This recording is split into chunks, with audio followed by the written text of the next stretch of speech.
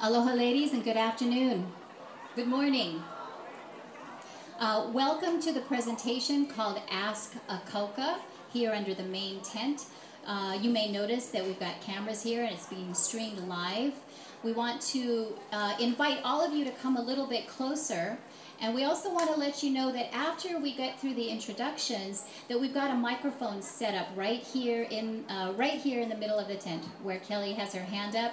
And you're all invited to come up and ask a Kauka any question you have, any medical question you have. And among the four of the Kauka here, we should be able to get your questions answered.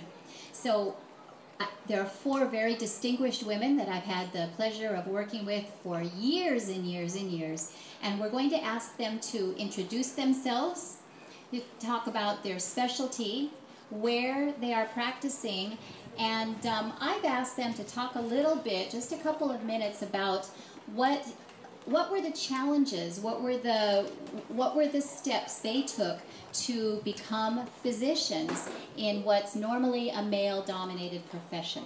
So without further ado, I'd like to introduce you to all of these Kauka Wahine, Dr. Martina Kamaka, Dr. Kellyanne Volich, Dr. Ashley Ono, and Dr. Dee-Ann Carpenter.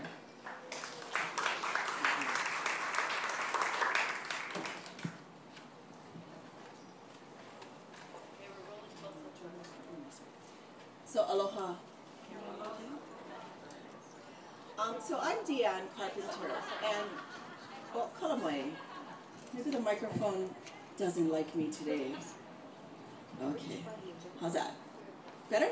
Okay, mahalo. So I'm Dee-Ann, and these women on this panel are really what I call FOD, Friends of Dee-Ann. So I want to actually really mahalo all of them for taking their time today, and they'll be telling you their stories. But really, poor thing, yeah, they get labeled. But really, wanted to tell you, I was going to actually start from the end and actually have everybody introduce themselves really quickly, because I'm probably the most poregi out of the whole group. And so I'll just have a short time, and that way we can kind of get to any questions that you may have. So mahalo for coming. I'm going to start with Martina. Okay, aloha. My name is Martina Lealoha Kamaka. I'm from Kaneohe on Oahu, and I'm a family physician. A family physician basically is trained to take care of you from the day you enter this world till the day you leave this world. So it's very, very broad. And my journey in medicine, I had nobody in my ohana that was in medicine. But as a young girl, I loved to read, and I fell in love with these books about these nurses, Florence Nightingale and Clara Barton, that made a huge difference in the way medical care was delivered around the time of the Civil War. Really, these women were credited for, we were losing more people from their infections and injuries than we were from the actual battle itself. And these women were very instrumental in changing that whole situation. So I was very inspired by them. So I initially thought, well, maybe I would go into nursing. And as I was pursuing my studies, one day I was laying in bed and I thought, I had actually done some volunteer work and found myself getting a little bit interested in what the doctors were doing. And I found myself laying in bed one day thinking, wow, maybe I should think about being a doctor. What if I become 65 years old and I look back on my life and say, what if? And I didn't want to have any regrets. So I decided to go ahead and try for medical school, and if that didn't work out, I still loved the health professions, and I would look at nursing or some of the other health professions. So that's my story, very quickly. Hand it over to Kellyanne. And where do you work now? Oh, I'm sorry. I was in private practice for a number of years, and then about 10 years ago I started working at the Department of Native Hawaiian Health at the John A. Burns School of Medicine. Aloha no. I don't know, can you hear me pretty good? I'm Kellyanne Frank Volich, and from the west side. I reside in Kaneohe now, and have the honor and privilege of practicing at Wahine Comprehensive Health Center for, gosh, I think almost 12, 13 years, as well as working at the John A. Burns School of Medicine at the Imi Ho'ola program in the Department of Native Hawaiian Health. And my journey actually began from when I was really young with multiple medical problems myself, and always having that desire to wanting to know why and how things worked in the body, because things were going wrong in my own body, but didn't have any of the role models. None of my parents didn't go to college. We didn't have anyone in the family on either side that went to college, let alone a career in medicine.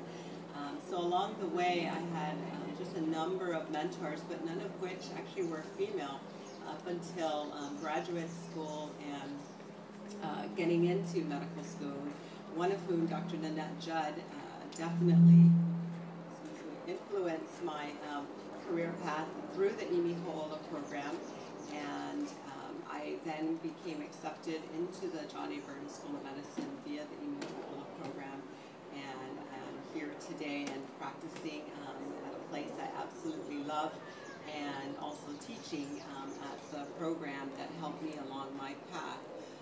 There's a lot of women also in history, like Dr. Kamaka mentioned, that are instrumental in just my overall perspective of how amazing and what I've accomplished because of them. And that being the Bernice Puahi Bishop with the Kumeia Schools. If it weren't for her and her amazing insight, dedication, generosity, I wouldn't be here with the opportunities that were provided of me, as well as Queen Liliuokalani. I have to admit, I mean, she also is one that inspires every day for myself. So history, personal experience, personal stories is my journey that I'd like to share. I look forward to talking more with you, and I'm a pediatrician. Yeah, I was just going to ask you, what's your field? Aloha everyone, I'm Ashley Ono. I'm an internal medicine doctor, and I'm actually a hospitalist. So I practice medicine in the hospital. I work at Straub Hospital in town. And my journey to medicine started, I think, much like Martina and Kellyanne. I was pretty young when I decided I really was fond of science and fond of learning how the body works. But I never really had in my mind that I would be a doctor when I grew up. It was always something that was just way out there, and I didn't think, and I wasn't really confident that I could sustain my studies and really pursue that. So I went to college and I majored in biology, thinking maybe I would do nursing or something else in the medical field, but not really be a doctor. When I finished college, I didn't really know what I wanted to do, so I signed up to do medical mission work, and I went overseas. I went to Guatemala and actually put me in a clinic. And I was working in a really underserved area.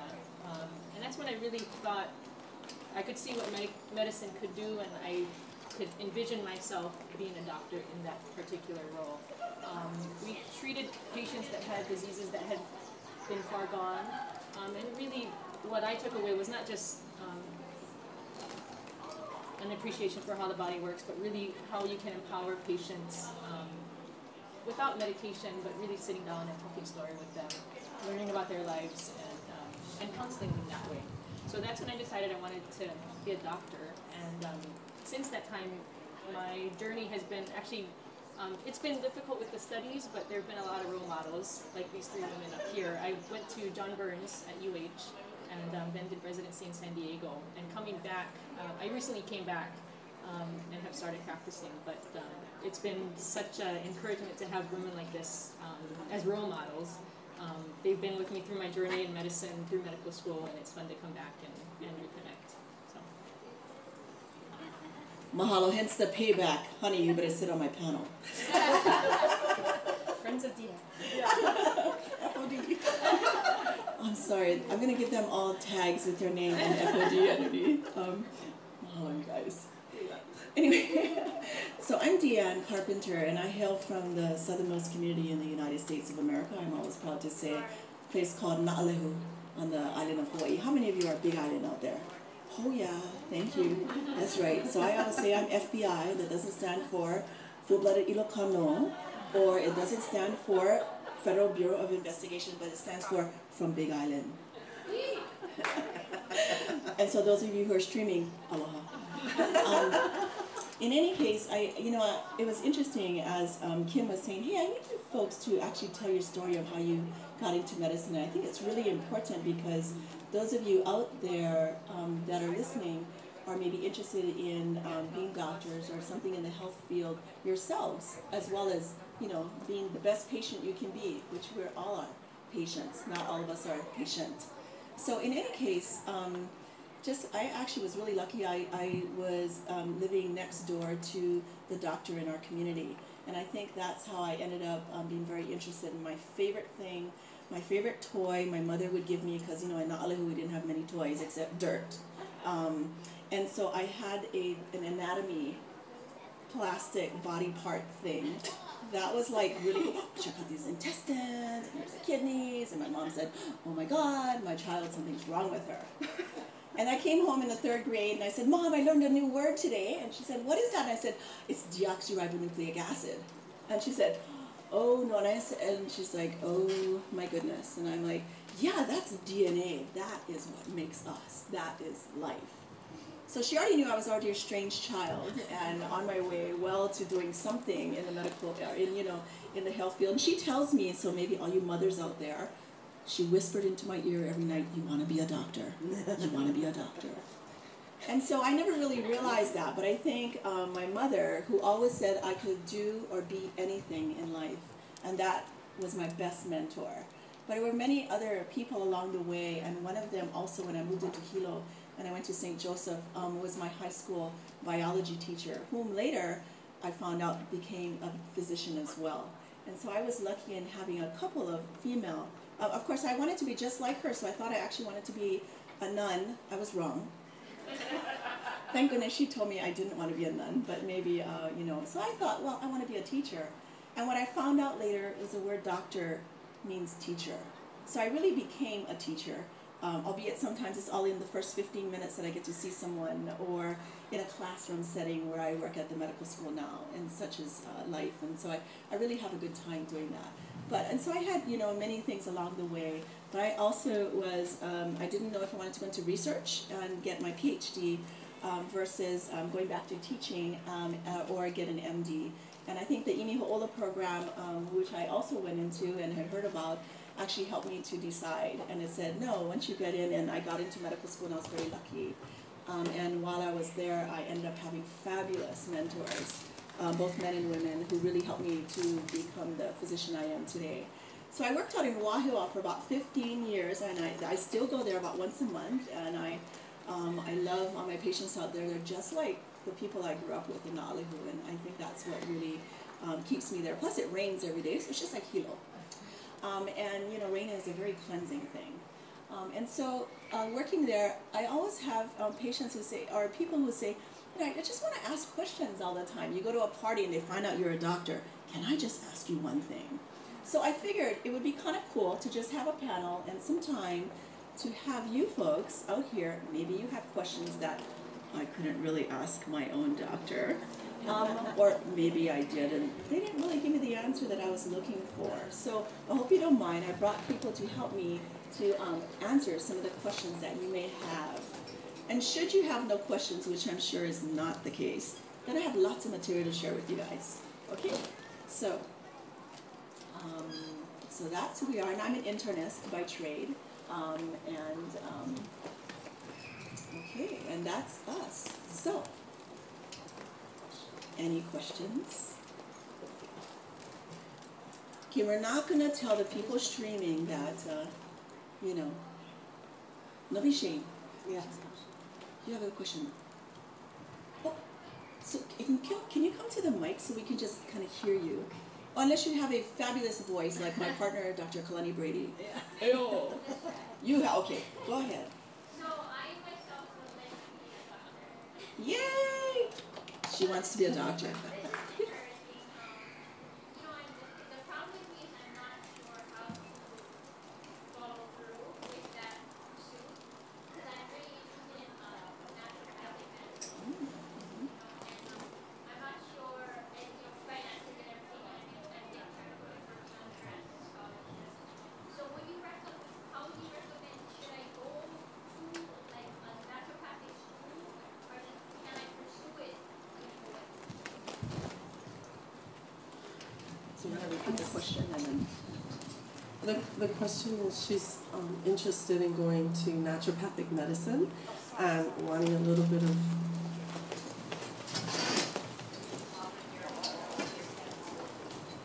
Yes, that's why we're repeating the question. Okay. And so she's wanting some guidance on how to do that and wondering about, I think, financial support and also whether she can do her naturopathic training here in Hawaii.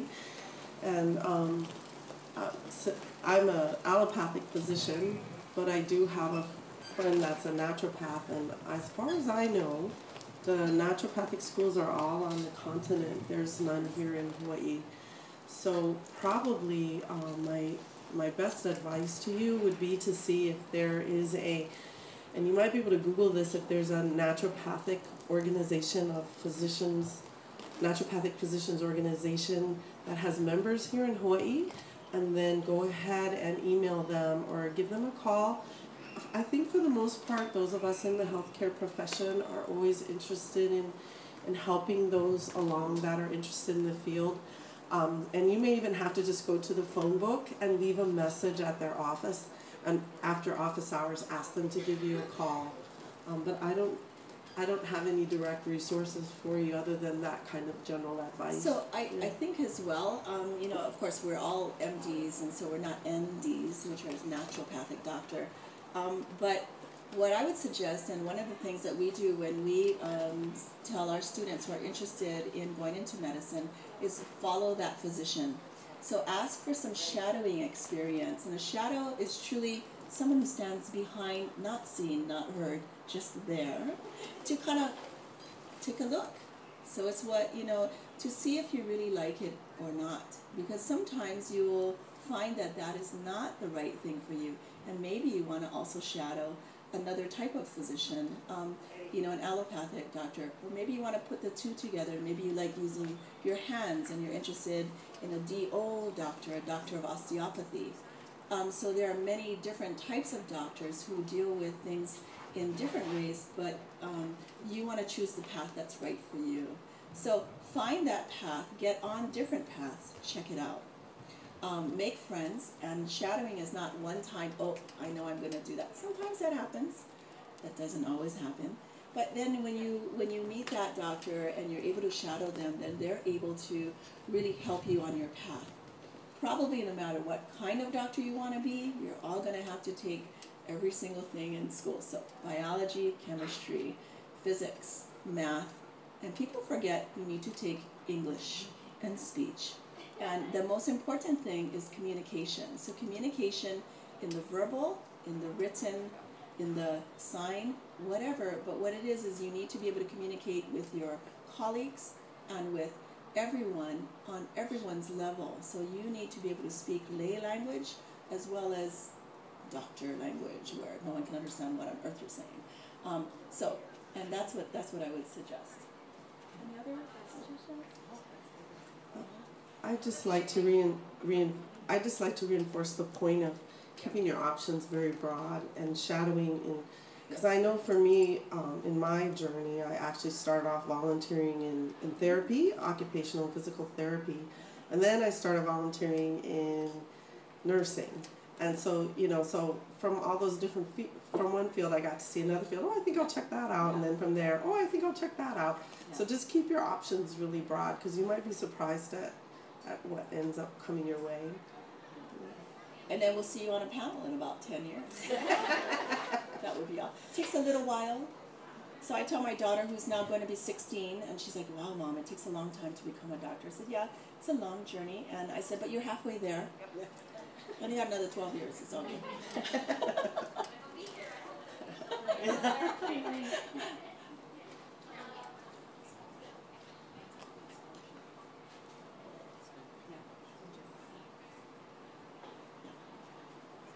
I think your question also that we needed to address was scholarship options. There's many scholarship options, not only undergrad level, but also at the graduate level. That, you know, websites are available through Kamehameha Schools, through Kahanamoku, Aolike is the Papaololokahi, and many of of our civic clubs here in our own community have scholarships available for all those pursuing higher education, and especially if you're first generation, you know, breaking that cycle and wanting to go to college, go to graduate school, you know, and pursue your dream. There's a lot of free money. You don't have to take loans. So many of us benefited from a number of scholarships and wouldn't have made it, you know, and our dreams all came true with those scholarships. So they're out there. Are there any other questions? And we'd ask you to come to the microphone so that everyone that's streaming can hear as well. Mahalo. Okay, I just want to ask, and congratulations to all you women for all your accomplishments. But what was mentioned earlier was the road that you have to take in regards to it being a man's profession. Can you explain to us what experiences you folks went through and how you overcame it? Okay, turn off the camera. Just kidding.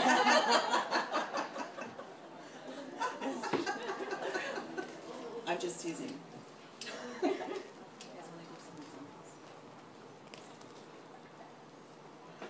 Okay, this is how you got to do it. You guys are listening. You get them on your side. Don't tell my father this, but it's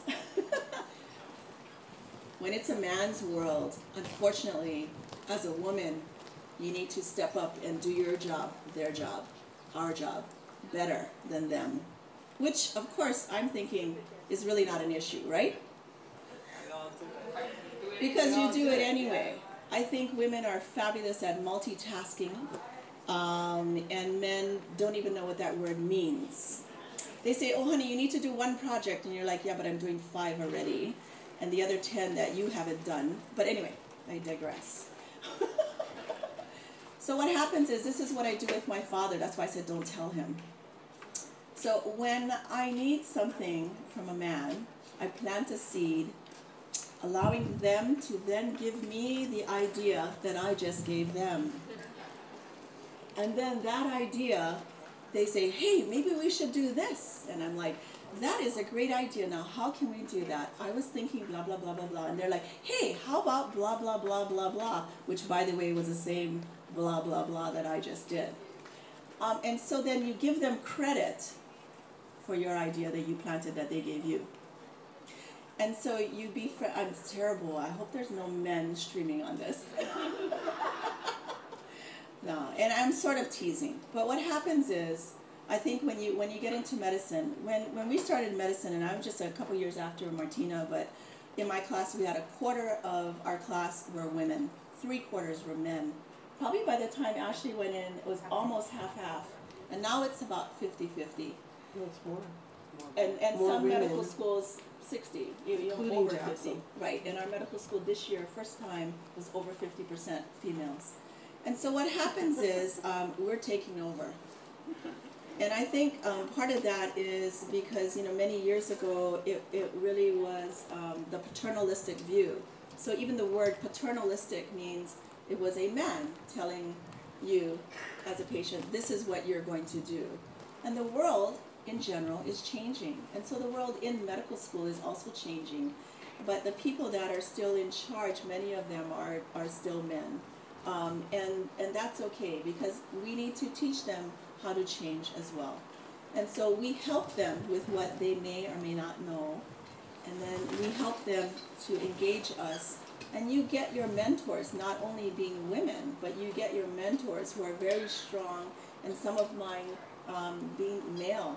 And those certain men will stand up for you. And when they stand up for you, they're standing up for all women. So you befriend the ones that will help you. And this will probably be in every profession available that's very male-dominated. And that doesn't mean I'm better than you, you're better than me. It means let's work together in order to take care of this. The first time when I was an intern, so the first day I actually started on the wards, when someone, yelled down the hall, oh doctor, and I was walking down, of course I don't consider myself doctor, so then I went, oh, that's me. I turned around, yes, and And when this nurse, talked to me, and we went back to the ICU, the intensive care unit, and she says, oh, so this and this and that. And I said, well, let's do blah, blah, blah. And so I wrote an order, and we had that done and took care of that patient. And then after, a while, it took me, within that week, I actually went to all the nurses' stations. And before I tried to go to bed, because you never sleep as a resident, but when I tried to lie down for a few minutes, I said, can you just tell me what's going on with this patient and this and this and that? And I said, because as far as I'm concerned, you as the nurse are taking care of this patient for 8 to 10 to 12 hours. I'm taking care of the patient for 8 to 10 to 12 minutes while I'm looking at all of what I'm sort of teasing. But basically, and I said, what I think is we need to work together to make sure that this patient gets out of the ICU, gets better, gets onto the wards, gets home, does all of these things. And she looked at me and she went, wow, can you talk to the rest of your classmates about that? And I said, aren't we a team? And I think from then on, what we did was our class, and I don't know their class, but our class in residency, I thought, was the best residency class. And I can tell you, all the attending physicians, which were all the doctors we worked with in all the hospitals, were really happy about our class. And maybe it's because of our team effort, of our little change that we made to say, we are working together, not I as the physician am up here, and you as the nurse are down here, or the physical therapist, or the, whatever. It's, no, we are all working together as a team to help this one patient. Which, by the way, that one patient, you're helping the whole family. You're helping that whole family, you're helping that community. So when we looked at things in a different way, in a different perspective, and that's what's going on in medical school now, with those little changes, little ripples make big waves. So then we became the tsunami, and now there's lots of women. I'm Portuguese, so I'm going to pass it down if you want to add on. I'm a little older than all these women, so I think I didn't, there weren't a lot of women mentors for me when I was going through my training. It was pretty much mostly men, and I did have to put up with being called honey and things like that from the attendings, but I just kind of stayed. I didn't fight, which I don't know, maybe would be bad, but I just was so intent on showing how professional I was and being pleasant and smiling. And I also felt I did my training on the East Coast, so I felt I was representing Hawaii. And so I tried to always keep a smile and be professional and show that I could do a really good job. And what happened was that I started getting men that were starting to advocate for me. Same thing has happened with Dee-Ann, that I had to kind of prove to them that I knew what I was doing. And then, and because I was always smiling and always pleasant, I think that's part of how we grow up here. We try to get along with everybody. I started winning people over. And then, so some of those, and that was particularly, I was having that problem with some surgeons that were calling me honey, and in the OR, honey, hand me this, or, and that by the time I was a senior, it stopped, because I actually had some surgeons in that group that were starting to advocate for me. And so, so that was kind of a nice thing to see, but I didn't actually fight it. I just kind of grinned and bore it and went through. I was lucky that I didn't have anything really hostile. That was probably, sweetie, honey, that kind of thing that they would never call one of the male docs, some kind of term like that. But that was probably the worst that I had to go through, so I thought that was pretty good. And the other thing was just, I think I came under a lot more scrutiny, and they were watching me a lot more closely. And sometimes I got a little resentful of that. Sometimes I go home and cry. But then I came back the next day smiling, and that eventually, like I said, you eventually win them over. But you do have to work, I think, just a little bit harder. And so that kind of reminds me of a time that I had in residency, because sometimes, like a man, you need to stand up and man up. And so there was a certain particular doctor I worked with who was male, and he was actually trained on the East Coast, and when he talked to us, he would, I'm going to borrow yours, he would totally get in your face like this. And so after 2 days of doing that, to our number of people in our group, there were, I think I was the third woman. And one day, one girl cried because he totally got in her face and yelled at her on rounds, which normally happens anyway. And then the next day, the other girl cried. And then I'm like, oh my God, I'm the other girl. So I said, I'm not going to cry. So that next day, I went up to him, and I had 2 other medical students who were female on our team as well. And, you know, when we round, there's like, I don't know, maybe 5 to 7 people rounding. When we say rounding, it's a whole bunch of doctors standing outside the room. You guys have probably been to visiting somebody in the hospital, and you have all the doctors talking about that particular patient and how can you care for them. And they basically go to each room and decide, this is what's best for this patient, blah, blah, blah, blah, blah. But they do it kind of in groups, in a round. And one particular resident, after medical school, you're a resident physician, that person is actually in charge of that particular patient in the room. So as we were doing our rounds in the intensive care unit, and this doctor was getting in everybody's face, after rounds I just said, look, I need to talk to you. And I basically got in his face. And I said, you know what, first of all, and I thought, oh my gosh, I don't really, but I think I was so angry, and I spoke up as the advocate for my group because I saw what was going on, and it was belittling to me. And I just thought, that is wrong. And I told him, I said, look, here in Hawaii, we don't do this. And he's like, what's this? And I said, you got in our personal space. You're staring down into our eyes. We don't do that. I'm talking to you, I talk to you here, even though your eyes are here. That is very disrespectful what you are doing. And I said, and you are speaking to this girl, you know, this particular person like she doesn't know anything, which she does. And you're making her feel very bad, and so she can't answer you. So I'm speaking on her behalf. And I just basically kind of told him off in a very not so nice way, to the point where I went home that night. I told my husband, honey, I hope you get a better job because I'm going to lose mine tomorrow. And then it was very interesting. And what happened was, this particular doctor, he was going to move. He was going to leave Hawaii, and he was going to go back to the East Coast and teach at another school. And so I told him, as part of my thing of telling him off, was saying, you know, you might as well go already, because you're over here, you're yelling at all of us, you're not even helping us to take care of our patients. You're supposed to be teaching us. You're supposed to be teaching us in a good way, once or twice a day, in addition to taking care of these patients. And you are not being a good doctor, so you might as well leave already, because you're wasting our time too. And I said, because your mind is already at that other medical school, not ours. Anyway, yeah, more stuff. Foot in the mouth. Mouth is big, and hence big feet go inside. So the next day I come back to work thinking, okay, I'm going to lose my job, and what am I going to do in life now? Because I think I was probably a second-year resident, 3 years in internal medicine. So anyway, he came up to me and he goes, Dee-Ann, I need to talk to you. So that was like, oh crap. So we go on the side, and he said, thank you.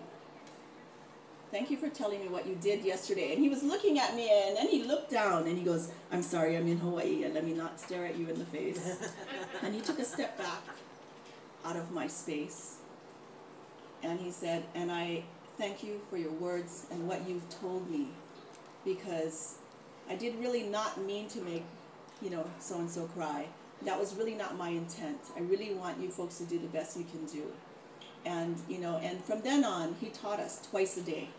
And I tell you, so that gave me the best teaching ever before he left at the end of the month.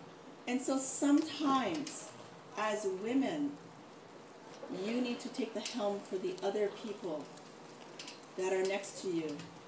And you don't have to get in the face and tell them off and be rude the way I was.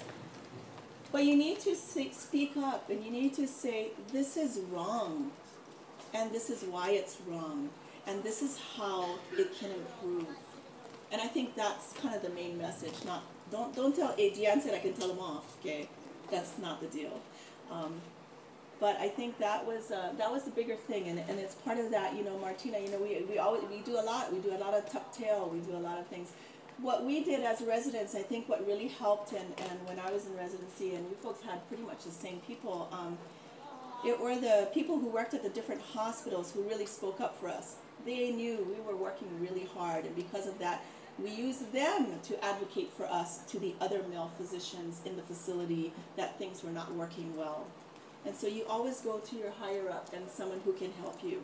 And if there's no one there, you find someone else who then can speak laterally to that person. And that, to me, goes with any profession. So that was just something I wanted to share. Don't tell me you guys don't have any questions. Yes. Can you go to the mic?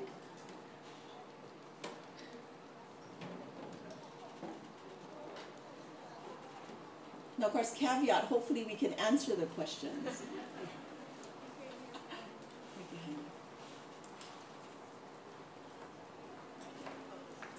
Mahalo.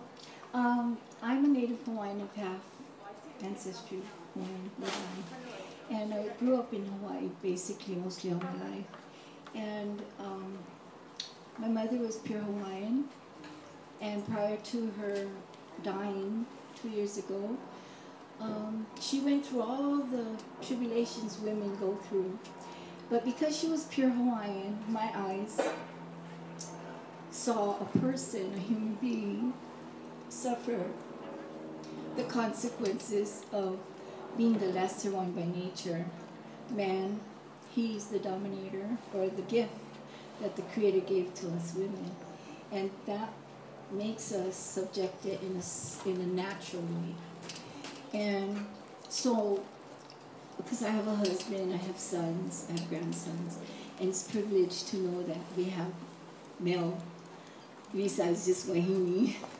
But my question is deep, because we as Hawaiian people have experienced nature in its completion. We have the la'au, lapa'au. I'm fortunate that I come from a long line. We called them kahunas. And they were those that practiced nature medicines from the plants. And then there were the ones that learned the universe of mankind. So that became the psychological. And we were limited because, as you know, Hawaii became a state. We became subject to other groups and ethnics, and the United States dominated until this day. But we were given provisions such as we're fortunate to have all the people of the earth here. We don't have to go over there. We don't have to travel. They come to us. So I'm introduced. I'm not born of the Aina. I'm introduced. I was born in Oakland. So there is a difference because I have children born here and so I had to see the privilege of my own siblings and then mine that I gave birth to.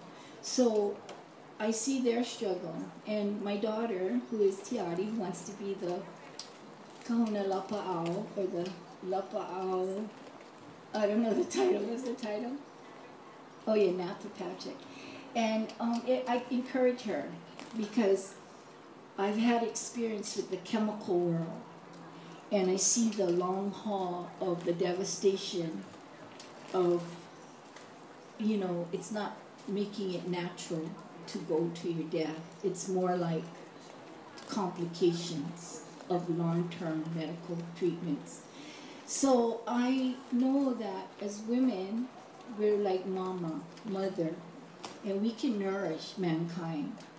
So it's really a privilege to talk to all of you as women. I'm thankful my daughter invited me. I'm thankful my daughter wants to continue. I don't want her to leave Hawaii. I would like her to stay. I see there's many practitioners.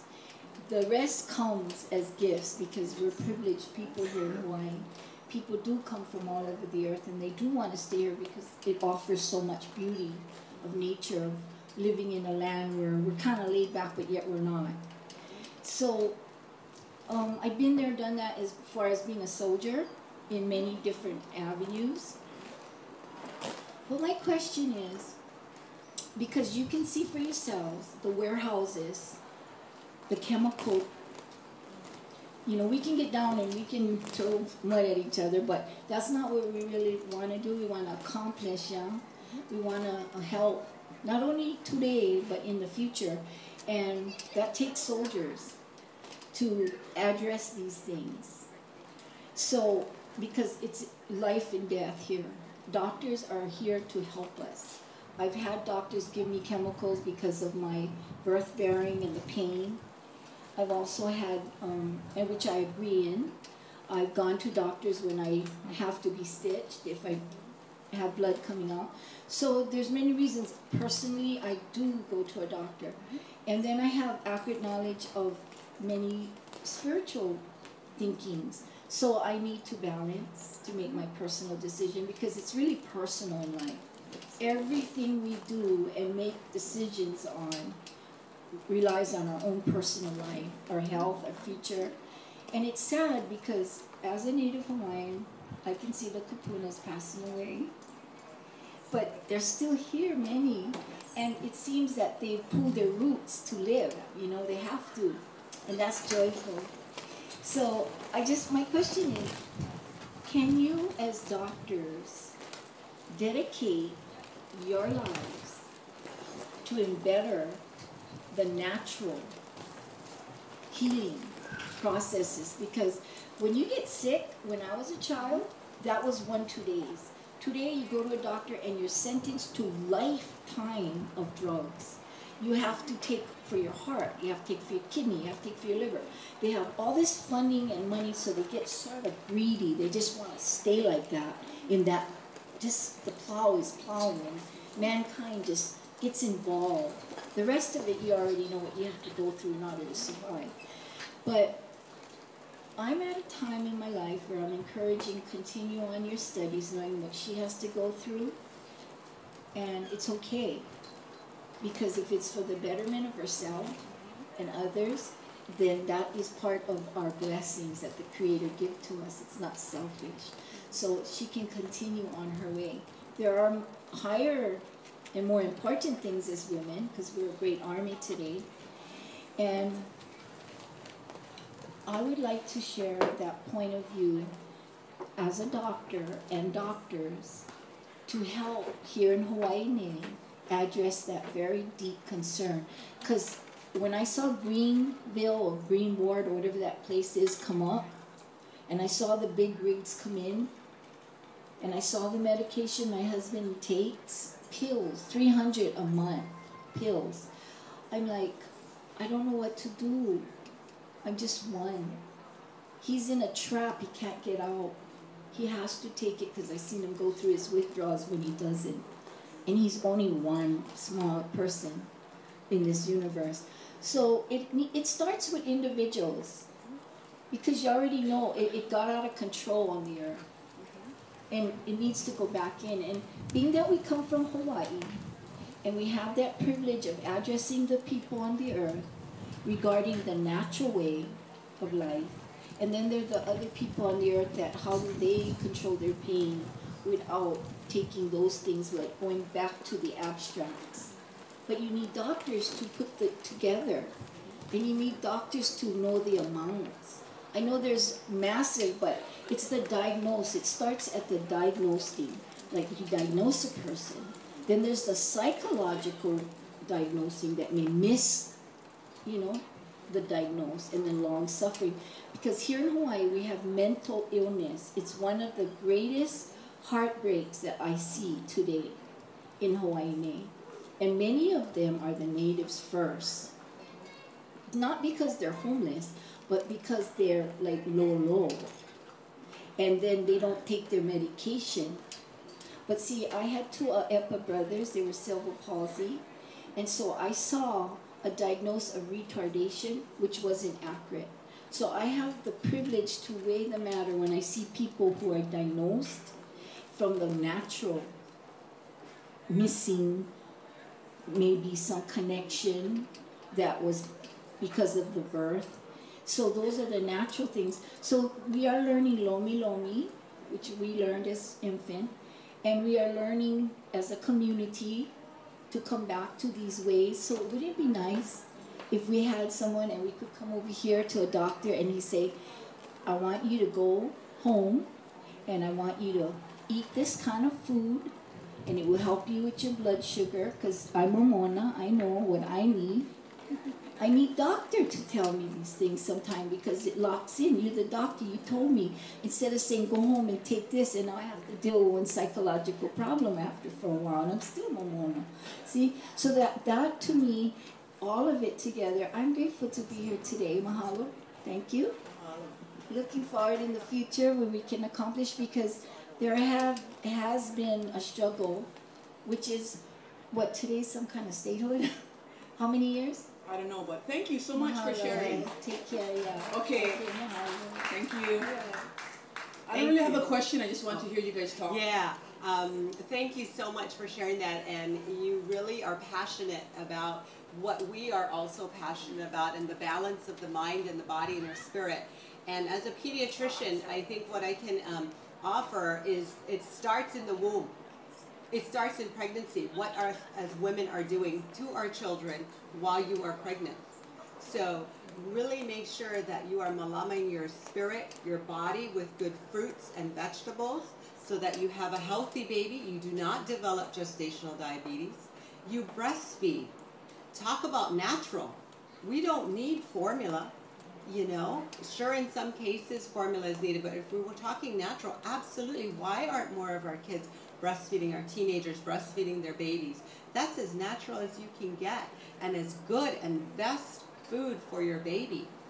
The other things is just getting our kids moving and out of the house, going to a playground, not in front of a video game. You know, those are some natural things. Get them involved in our aina and hiking and walking and moving. I mean, some basic things that are natural that we can incorporate in our own lives, not needing us as physicians to tell you to do so, you know, but we remind you. I know I remind my families all the time, especially with our Department of Health and Hawaii Initiative for Child Health, Obesity Research and Education, the 5210. You see that, you've seen that campaign, you know, with 5 fruits and roots or vegetables a day, you know, 2 hours, that's it, of computer screen time, you know, 1 hour and 1 scoop of rice, that's it, you know, really no sugary drinks, you know, juice, it's fake stuff, it's not real, the juice, that high fructose corn syrup, come on, who are we kidding? You know, why can't we have some natural water? And flavored with lime and, you know, basil and, I mean, some mints and, you know, so many other natural things that we can do just on our own, and it begins with you, yourself. So let's embrace that passion that you shared with us, and there's a lot that we can do just from the beginning with our children. Okay, thank you.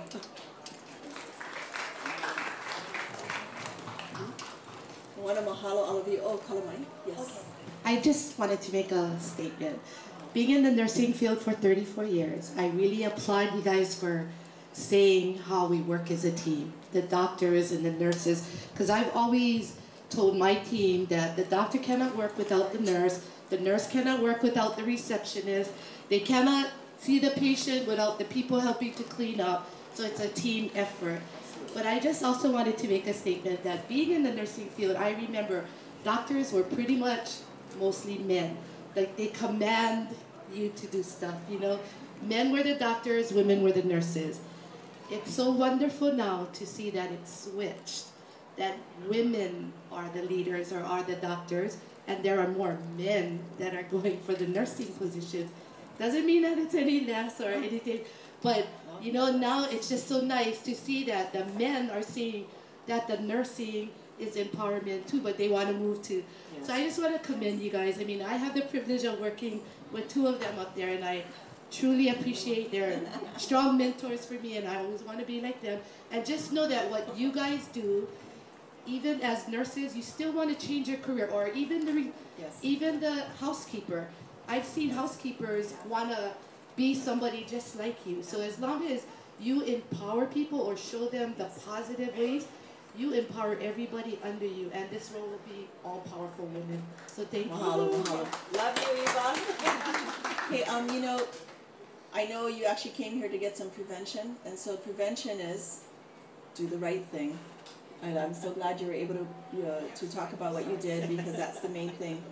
And I do have some little handouts and whatnot. We do have health screening for you, which has lots of information there for you to get on all different kind of health topics. But I do have a little bit of handouts in regards to when am I supposed to get a mammogram and, you know, pap smear and all that good stuff. Things change all the time. So talk to your physician about what are the right guidelines, and those are guidelines, which needs to be put back exactly to that individual patient. So everybody has their own story. So you need to work with your practitioner, whatever practitioner that is, to help you in what's right for you. And so I think eating right, doing right, I don't recall our people having cigarettes or tobacco in Hawaii. They didn't have alcohol in Hawaii. So that's not part of our people. So what is part of our people? It's working hard on the land, it's exercising, it's doing all the stuff that we're not doing anymore. And I think a lot of people are trying to get back to that. Many of the classes that you can attend over the next 2 days go back to that.